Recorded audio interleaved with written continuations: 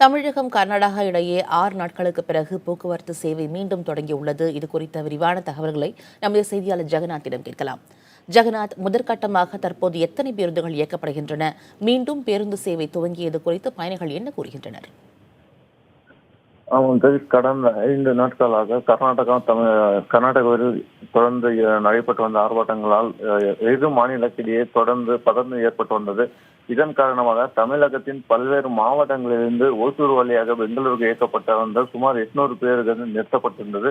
இது மட்டுமின்றி உள்ளூர் பேருந்துகள் அண்டை மாநிலங்களுக்கு இயக்கப்பட்ட உள்ளூர் பேருந்துகள் மாநில எல்லைப் பகுதி வரைக்கும் இயக்கப்பட்டது.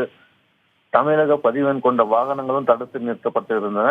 நேற்று தமிழக பதிவெண் கொண்ட வாகனங்கள் படிப்படியாக இயக்கப்பட்டு வந்தது. இன்று காலை 6 மணி முதல் தமிழகத்தின் அரசு பேருந்துகளும் தற்போது பெங்களூருக்கு இயக்கப்பட்டு வருகிறது. ஜெகநாத், தமிழகத்திலிருந்து கர்நாடகா செல்லும் பேருந்துகளுக்கு எத்தகைய பாதுகாப்பு ஏற்பாடுகள்லாம் செய்யப்பட்டிருக்கு? தமிழகத்திலிருந்து செல்லக்கூடிய அனைத்து பேருந்துகளும் கர்நாடகா தமிழக எல்லை பகுதியில் இரு மாநில போலீசாரும் பாதுகாப்பு பணியில் ஈடுபட்டு இருக்காங்க. இது மட்டும் பேருந்துகளை கண்காணித்து வராங்க. எந்த ஒரு அசம்பாவிதம் நடக்காம இருக்க போலீசார் தீவிரமாக கண்காணித்து வருகின்றனர். பேருந்துகள் படிப்படியாக இயக்கி கொண்டு இருக்காங்க.